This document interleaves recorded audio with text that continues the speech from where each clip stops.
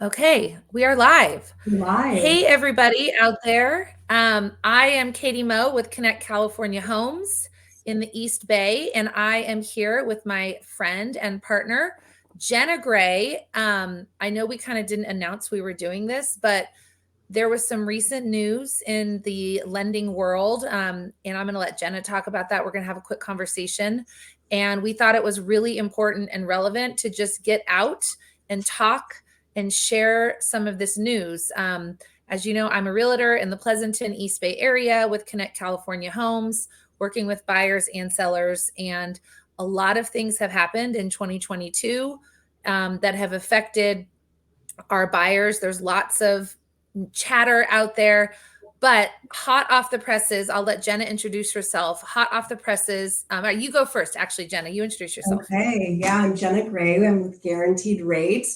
And yeah, so we've got some really exciting news. Yesterday, they announced the 2023 conforming loan limits. They typically increase year over year. The new national conforming loan limit went from 647,200 to 726,200. So a pretty substantial increase, and I'll explain what that means in a moment.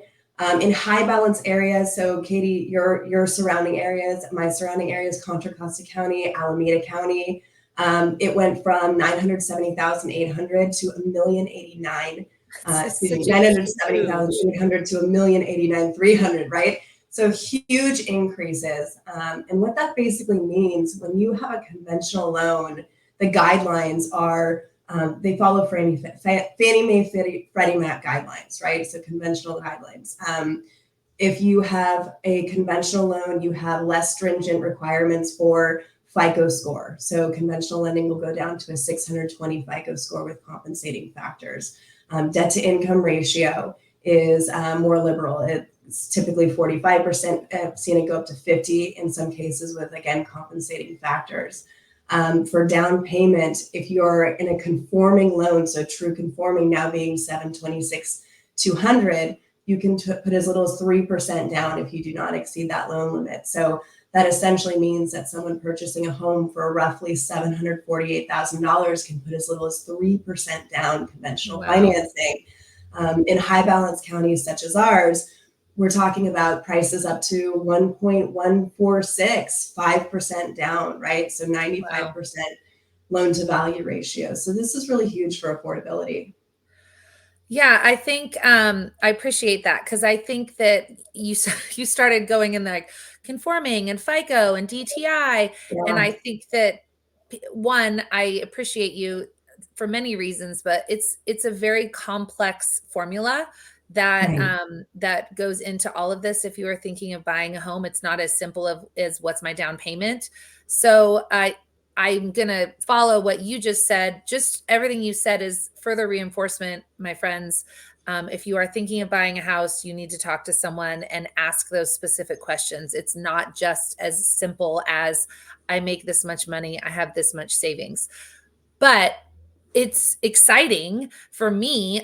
We yesterday had a business planning training with our team.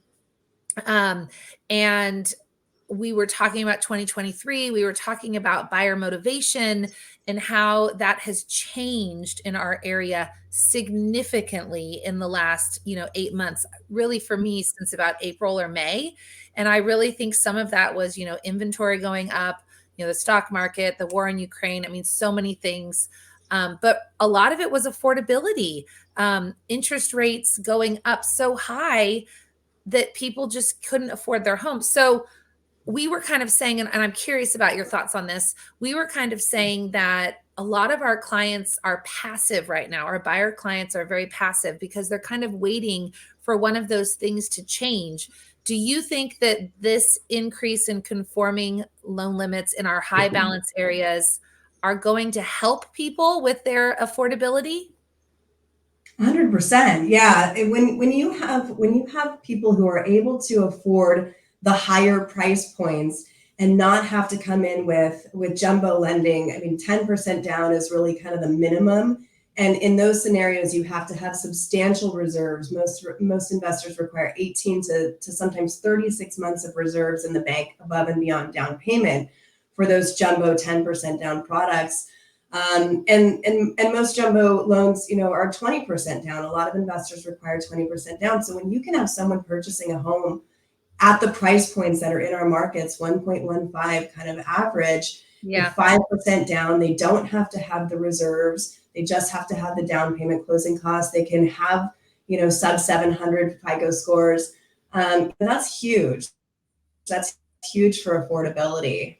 So prices have increased. Yes. There's another component to this that I think is really important, and it's the psychology behind this, right? Yeah. And I've talked about this before, but 12 months ago, you had people who were willing to pay hundreds of thousands of dollars over list price because the rate had a 2 or a 3 in front of it. And now that rates have gone up to the 5s, the 6s, the 7s, people are kind of sitting on the sidelines because they think the affordability is challenging. But now you can get a lower price point on a home. You can negotiate the terms, seller concessions. 100% of my loans right now have seller concessions towards closing costs on them. So yes, rates are up, but prices also have settled down a little bit. So we've seen the market stabilize, right? Yes.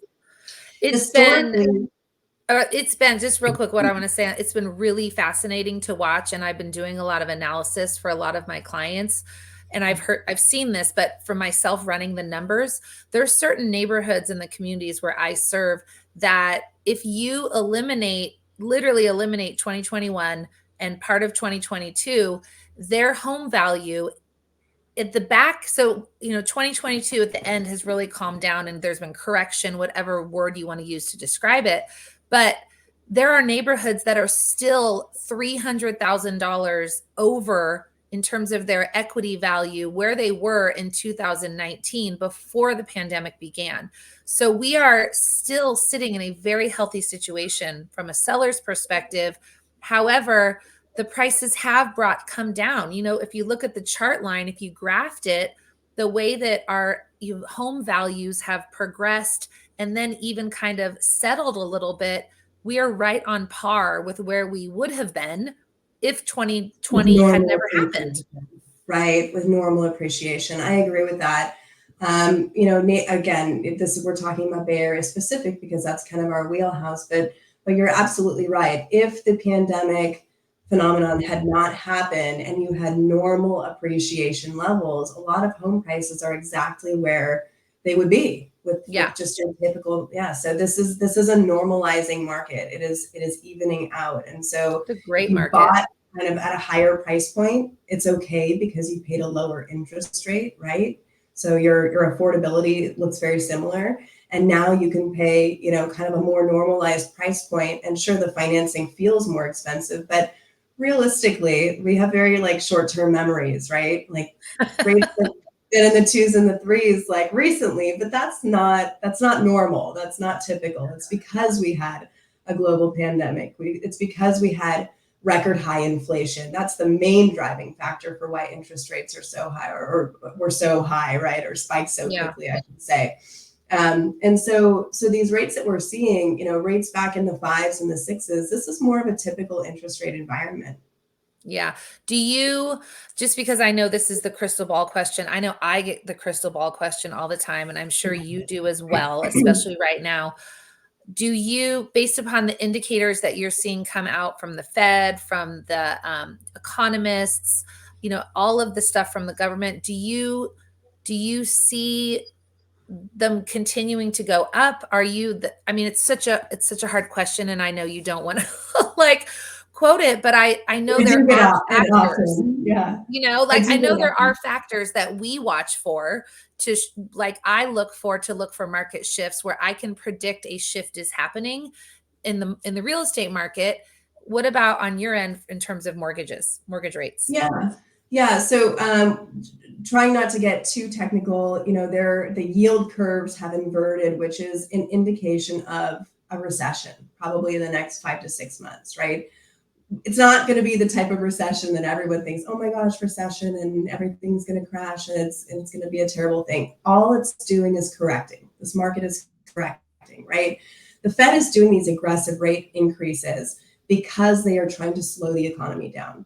And it's already working. We saw inflation go from 8.2 to 7.7. On that day when that was announced, we had a 200 basis point improvement in interest rates.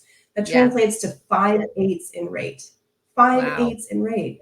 And so that's kind of where they've been hovering. We haven't seen any major spikes after that. We'll continue to get inflation numbers, but these rate hikes that the Fed are doing are starting to work.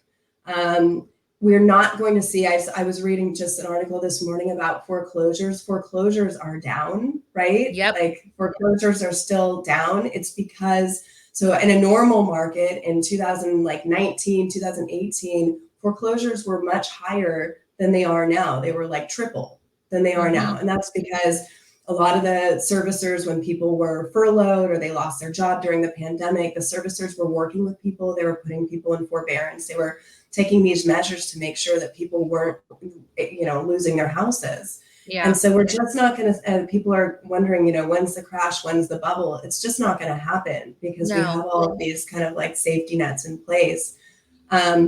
So yeah, I think that as we enter 2023, we continue to see inflation come down. We continue to see interest rates come down. There will be more buyer demand. So I think we really have kind of like this window of opportunity, right? And I really think that the time is now and to the next probably 6 months, because as soon as you hit bottom, right? And you can never time the bottom of the market, because as soon as it hits bottom, you're going to have a flood of buyers again, right? Yeah. You never time it perfectly. Yeah. So no, I always tell people, you don't know you've hit the bottom until it's passed. And so you have to, the conversation for us has really just been about like, what's your motivation? Can you actually afford this house? And like we said in the beginning, there's definitely many different factors that go into the formula of affordability. And I think I personally was excited when I saw you share yesterday. So really, this is how it happened. Like Jenna gets on there yesterday, talks about the changes in loan conforming. And I called her. I was like, oh my God, we got to talk about this. Like, this is a big deal. And this will really help a lot of people. So the whole point of this, we wanted to keep this short and sweet.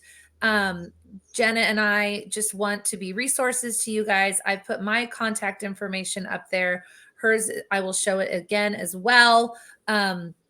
Reach out. We both are local partners. We are here to share information, the same vision in terms of empowering and educating our clients to help you realize what your goal is, whether it's homeownership or whether it's homeownership in 5 years.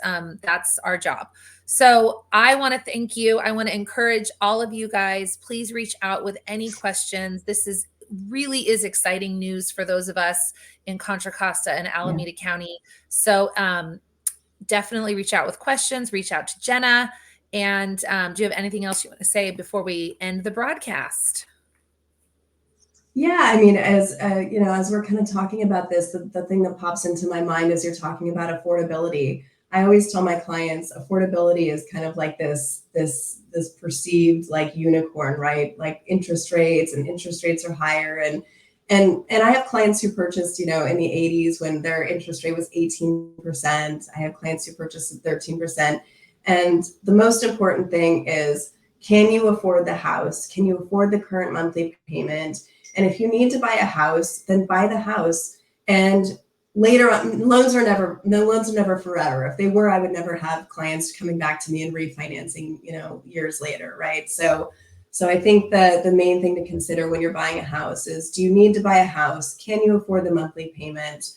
Does it make sense for you or your family at this time? And if it does, then it's always the right time to buy. Real estate is never short-term unless you're a property flipper. It's always a long-term investment, and to really just consider it that. Absolutely. Okay, so we're going to close this out, you guys. Thank you for joining us. If you have any questions, please reach out to Jenna or myself. We will also put our contact information in the comments below. We appreciate your time. Have a great Wednesday, everybody. Thank you.